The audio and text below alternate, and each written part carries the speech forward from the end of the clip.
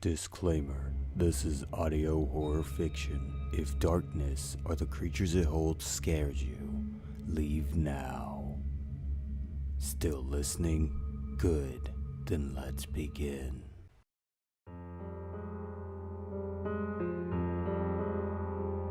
It was a typical day working my shift at a local supermarket I lived close to. I was bagging groceries for so many people and performing other duties as a female service clerk. I was literally the only woman who got shopping carts and sweat very hard getting them inside the store. On a Wednesday, during a day shift, I was concentrating on doing go-backs when all of a sudden this man who works in the butcher shop walks up to me. He is very handsome and sexy looking with a beard and a ponytail. I was very intimidated talking to him the entire time I worked there. He walked up to me suddenly out of the blue and says, "You have no idea what you're doing, do you? Wandering around aimlessly." I was kind of surprised and irritated by this, and on that day I was in a bad mood and feeling vulnerable. I did not want to be bothered by anyone. After he told me this, I tried to explain to him why I was working there. I told him I had lost so much money from very bad spending habits of someone I live with. My whole account got drained and I was working in the store attempting to replenish everything I lost, as it was my only job and lifeline to feed myself as well as my family who depended on my income. He was joking around and told me he was trying to give me a hard time. I didn't like his tone at the time and I was very moody that day, being that time of the month. After I shared with him why I was working there, he told me he lost about $100,000 from a divorce he went through. I felt bad for him. Both of our stories are sad and were exchanged for a brief time. At the end of our conversation, he tells me to smile. It was hard for me to smile when at the same time, I had been in a bad mood and my feet and legs were in agonizing pain from getting the shopping carts inside. Would anyone blame me for how I felt? After that fateful day, I made the choice of making a phone call to one of the store managers to make a complaint about the butcher. I said specifically that I was getting some weird harassment from a guy by the meat department I didn't know too well. I also complained to the store manager, getting emotional at the same time. I always get emotional at that time of the month. The following week on a Monday, the store manager calls me to her office and explains to me that the man I spoke to never spoke to me and that I needed to see a doctor. The woman practically yelled at me in her office. The reason she told me this was because the butcher did not appear on the security tapes at all. She made it seem like I was crazy just for making the complaint. She told me I made the whole thing up and I didn't. A co-manager sat in with us as a witness. He was just as aloof as I was. I could not believe he made himself sit and listen to all of it. I was in shock, angered, hurt, frustrated, all at once. The butcher was not on the tapes at all, I thought. That's impossible. In that tiny office with the security tapes in the back, I knew what was happening.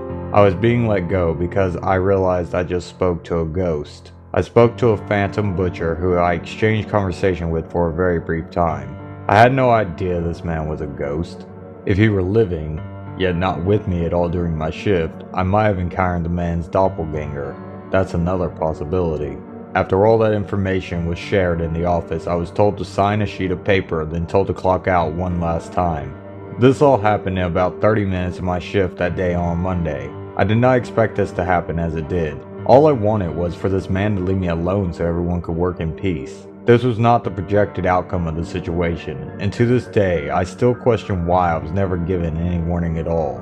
I will never forget the time I spent working in this grocery store. I have memories of that place that will last for a lifetime. Some memories were joyful, like when I was starting out, and others sad, when I knew I was being rejected by a man I was trying to meet.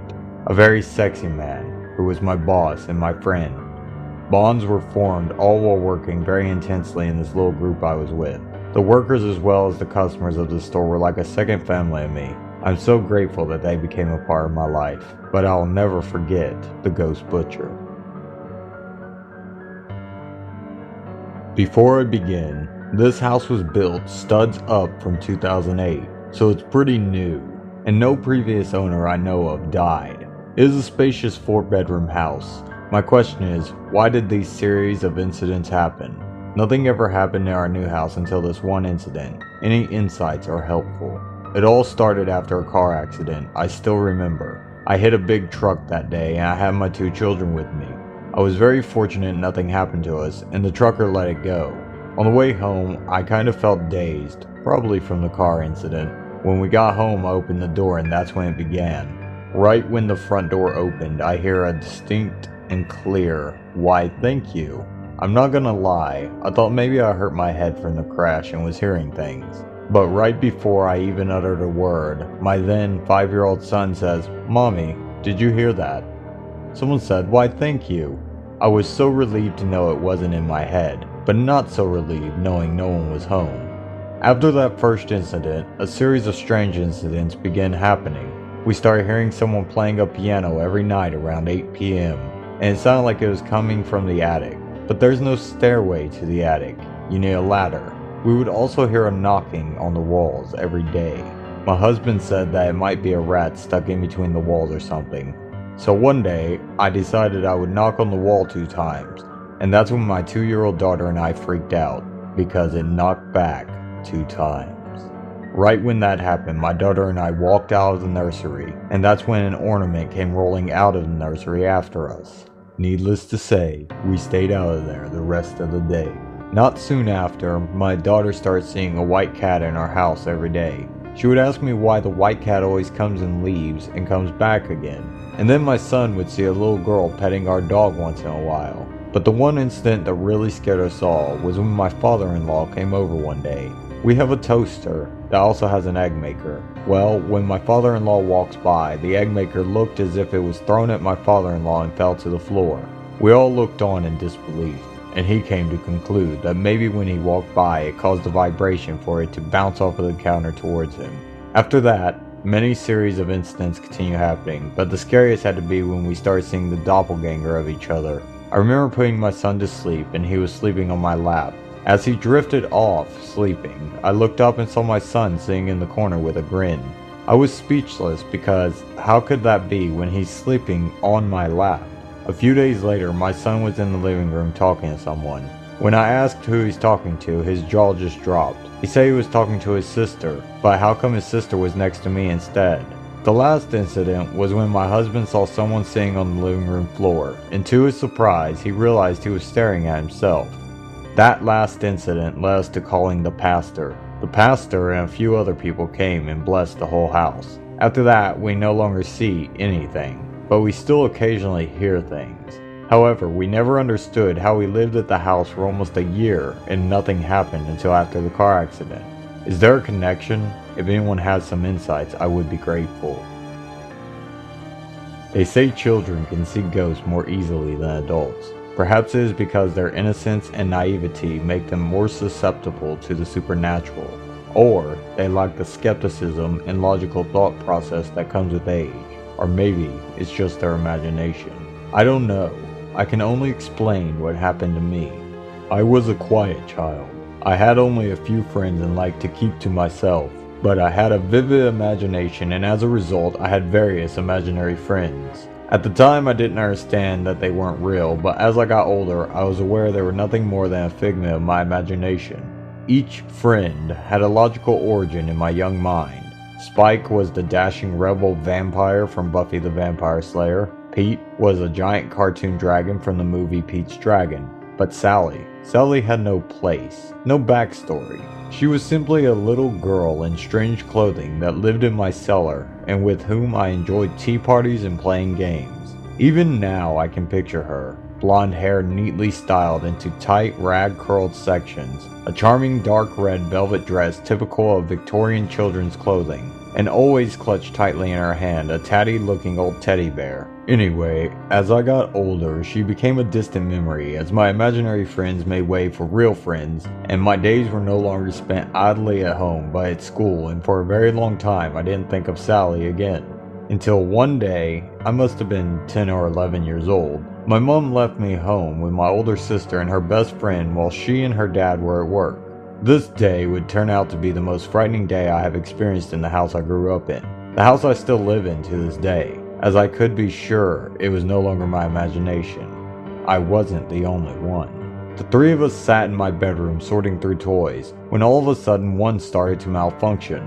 It wasn't a well-made toy by any means. If I remember correctly, it was out of a Happy Meal at McDonald's or something. A Finding Nemo promotional fish toy that when you pressed a button talked or something like that. Only this day, it wouldn't stop talking. The constant repetition of the same catchphrase was not only annoying, but unnerving. It didn't even sound like it was saying what it should anymore, it was all just noise. So my sister did what she deemed most appropriate. She chucked it out my 2-story window. But it didn't break and we could still hear its constant chatter. We ran downstairs. Something just felt wrong, I can't explain it. I have never been one for blind belief or illogical fideism, but something in my dining room just felt wrong as we bolted downstairs to get into my garden and hopefully find a way to shut the blasted toy up once and for all. It seemed to laugh at us when we threw a brick on it, only it broke the brick. My sister, now as frustrated and creeped out by the incessant noise as I was, went inside and returned promptly with the heaviest hammer she could find.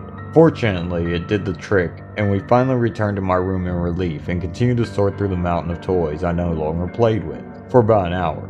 Then a far more unsettling noise arose from downstairs. Before I can continue, I'd like to state that my mother was a strict woman who rarely let me stay home without her being present. For my older sister, this was no big deal, but for me to be home alone, even if it was with my sister, was like being given a promotion.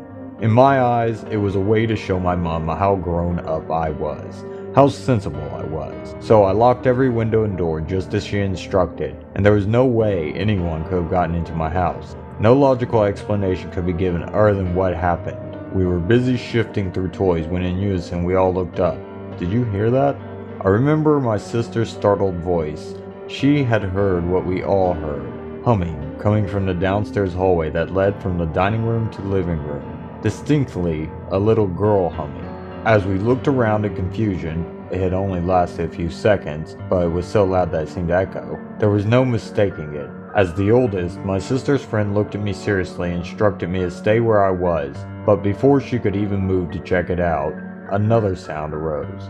Skipping. The clatter of skipping footsteps along our wooden floor, originating from around the same area the humming had come from. We sat in my room like statues, frozen in our own fear as we all knew there was no one in our home other than us. No way anyone could have gotten in. Yet these noises to me were eerily familiar, but I daren't bring myself to think of it. I was scared now. I wanted to get out, but the only way to leave the house was through that hallway. This wasn't the result of 3 girls working each other up, telling stories and placing sounds in each other's head. We didn't talk, yet we had all heard the same thing. We were all petrified.